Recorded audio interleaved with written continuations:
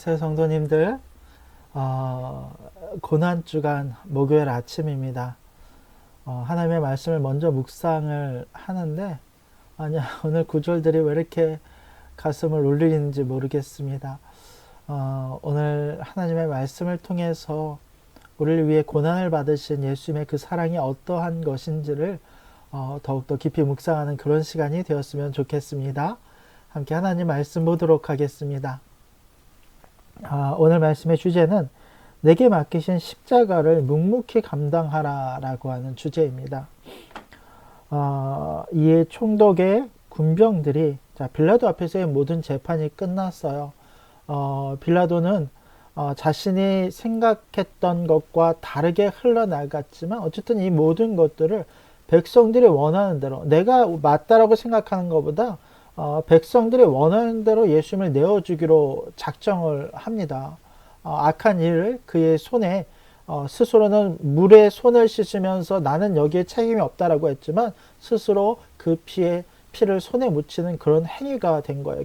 결론적으로는 총독의 군병들이 예수를 데리고 관정 안으로 들어가 온 군대, 이제 그 총독의 관저에 있었던 모든 군대들을 다 모아요. 자, 그리고 예수님의 옷을 벗기고 홍포, 빨간 옷을 입힙니다. 당시에 귀족들이 입는 옷이 빨간 옷이거든요. 염료가 귀했기 때문에.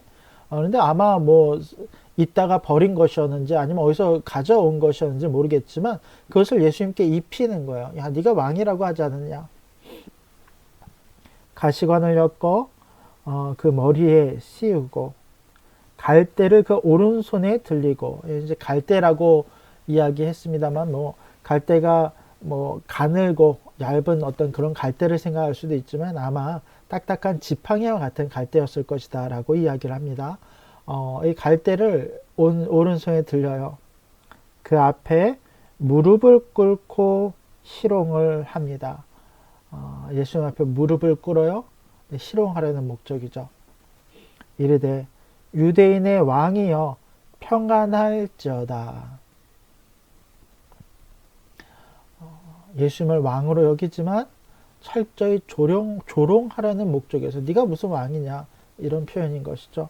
왕처럼 홍포를 입히고 관처럼 이 가시관을 씌우고 이 지팡이를 들게 하고 그 앞에서 철저하게 희롱하는 거예요. 조롱하는 거예요. 그리고 침을 뱉어요. 그리고 갈대를 빼앗아 그 머리를 치기 시작합니다. 희롱을 다 한 후에 예수님의 홍포를 벗기고 원래 그의 옷, 예수님의 옷을 다시 입혀 십자가에 못 박으려고 끌고 나갑니다. 원래 이제 로마인들이 십자가에 형을 치를 때에는 이 죄인의 옷을 입히지 않아요. 그냥 이제 벌거벗은 채로 이 십자가를 끌고 가는 거예요. 그러나 아마 당시가 이제 유월절이 가까웠고 안식일 직전이었기 때문에 나름 유대인들의 정서를 고려해서 옷은 다 입힌 것 같습니다. 물론 이제 나중에 십자가상에는 다 벗기게 됩니다만 그렇게 하다가 시몬이란 구레네 지역 사람을 만나요. 자, 그에게 예수의 십자가를 억지로 지워가게 합니다. 재미있는 것은 예수님의 제자였던 베드로도 이름이 시몬이었잖아요. 두 시몬이 있어요. 한 명의 시몬, 구레네 사람 시몬은 억지로 그 십자가를 치고 예수님의 수제자였던 베드로는 오히려 도망가 있는 것을 보게 됩니다.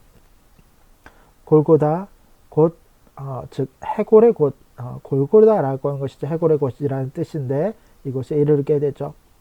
쓸개를 탄 포도주를 예수께 주어 마시게 하려 하였더니 예수께서 맛보시고 마시고자 하지 아니하시더라. 여기서 이제 쓸개를 탄 포도주라는 표현이 등장합니다. 그런데 여기에 대해서 이제 해석이 두 가지로 나뉘어요. 하나는 이 군병들이 철저하게 조롱의 의미로 쓸개를 탄 매우 써서 마실 수조차 없는 포도주를 준비해서 예수님을 희롱한 것이다 라는 표현이 등장하고, 그 당시에 반대로 이제 여인들이 이 기록에 의한 것입니다. 십자가상에서 고통받는 사람의 그 고통을 조금이라도 줄여주기 위해서 마취 성분이 있는 그런 어떤 몰약을 탄, 이제 누가복음에서 이제 몰약을 탄이라고 표현을 하는데, 몰약을 탄 포도주를 예수님께 올려드리는 거예요. 근데 예수님은 어떻게 합니까? 그것을 맛보시고 마시고자 하지 아니하세요. 여기에 대해서 칼빈은 뭐라고 이야기하냐면, 예수님께서 그 십자가의 고난을 온전히 당하시기 위해서, 그 죄에 대한 책임으로, 우리의 죄에 대한 책임으로 십자가에 달려 죽으셨는데, 그 죄에 대한 책무를 다하시기 위해서 일부러 그것을 거절하셨다고 말해요. 마취 성분이 있고 스스로 이 고통을 조금 줄일 수 있는 그 약물을 아예 배제하시고 완전한 고통 가운데 있으셨다는 거예요. 무엇 때문에? 우리의 죄로 말미암아. 그들이 예수를 십자가에 못 박은 후 그 옷을 제비 뽑아 나눕니다. 이때 그 당시에 십자가는 이제 세 종류의 십자가가 있어요. X형 십자가, T자형 십자가, 우리가 잘 아는 십자가입니다. 근데 아마도 예수님은 이 십자형 십자가에 달리셨을 거예요. 왜냐면 여기 보면 십자가에 못 박은 후에 자, 머리 위에 유대인의 왕이라 쓴 죄패를 붙였잖아요. 이 죄패가 붙어 있는 거예요. 그러니까 이 십자가형이 된 거죠. 예수님을 거기에 십자가에 못을 박아요. 이 십자가의 무게가 한 15kg에서 18kg 정도 되는 굉장히 무거운 십자가입니다. 거기에 온 몸이 박힌 상태로 들어 올려져서 그 골고다 언덕에 세워지는 거예요. 못 박은 못으로 말미암아 모든 이 피부가 찢겨질 위험이 있기 때문에 그 못 자체를 뼈에 박습니다. 그 뼈에 박힌 상태로 이제 최후의 죽음을 맞이하시는 거죠. 그 순간에도 그들은 예수님의 옷을 이제 벗겨서 제비를 뽑아요. 그래서 이제 네 조각으로 나눠갔죠. 그리고 거기에 앉아 지킵니다. 본래는 십자가에 못 박으면 한 2, 3일 정도를 매달려 있다가 갈증으로 또 피 흘림으로 죽게 되는 것이 일반적입니다만, 이때는 굉장히 특이한 상황이었어요. 군병들이 가지 않고 지킵니다. 왜냐하면 유월절 전에, 유대인의 큰 명절 전에 이것을 해결해야 됐기 때문에 이미 예수님의 모든 몸이 찢겨 나간 상태로, 모든 채찍으로 모든 이 기운이 다 빠지고 아무런 이 조그만 힘도 남아있지 않은 그 상태로 예수님께서 곧 죽음을 맞이하기를 다 그곳에서 기다리고 있는 거예요. 이때 예수와 함께 강도 둘이 십자가에 못 박히니 하나는 우편에 하나는 좌편이더라. 원래 예수님이 달리신 십자가는 이 바라바가 달려야 되는 십자가이죠. 그러나 바라바 대신 예수님이 거기에 못 박혔고, 그 양옆에는 원래 못 박히고 했던 그들이 못 박히는 것을 보게 됩니다. 지나가는 자들이 머리를 흔들며 예수를 모욕해요. 까딱까딱 하면서 조롱하는 것입니다. 이르되 성전을 헐고 사흘에 짓는 자여, 내가 만일 하나님의 아들이었거든 자기를 구원하고 십자가에서 내려오라 하며. 아마 이들은 지금 철저하게 조롱의 의미를 담아서 하고 있습니다만, 여러분 우리가 알다시피 예수님은 모든 성전을 헐고 사흘 만에 짓는 자, 곧 사흘 만에 죽음에서 부활하신 것임을 이 조롱하는 자들의 입을 통해서 오히려 증언하게 하시는 거예요. 그것이 성취되잖아요. 그와 같이 대제사장들도 서기관들과 장로들과 함께 희롱하여 이르되. 자, 오늘 보면 세 종류의 사람들이 나와요. 하나는 이 지나가는 사람들, 그냥 아무 관계도 없는 사람들처럼 보이는 이들도 예수님을 조롱하고요. 그 다음에 두 번째 조롱하는 사람들은 대제사장들과 서기관들, 장로들, 유대인들의 핵심들입니다. 이들도 마찬가지로 십자가에 달린 자를 조롱해요. 희롱해요. 그가 남은 구원하였을 때 자기는 구원할 수 없도다. 그가 이스라엘의 왕이도다. 지금 십자가에서 내려올지로다. 그리하면 우리가 믿겠노라. 예수님이 이미 많은 기적들을 행하셨잖아요. 그 기적들을 보고 바리새인들이, 서기관들이 돌아오던가요? 아니요. 이미 그들은 아까운 악에 차 있는 상태예요. 그가 하나님을 신뢰하니 하나님이 원하시면 이제 그를 구원하실지라. 그의 말이 나는 하나님의 아들이었다 하였도다 하면서 철저하게 예수님을 조롱합니다. 또 세 번째 사람들은 십자가에 못 박힌 강도들이죠. 이 강도들도 이와 같이 욕하며 조롱하는 것을 볼 수 있습니다. 물론 이제 다른 복음서에서는 이 두 명 중에 한 명이 구원을 받는 장면이 나옵니다만 이제 큰 묶음 안에서 이 강도들도 예수님을 조롱하고 핍박하였다라고 성경은 기록하고 있습니다.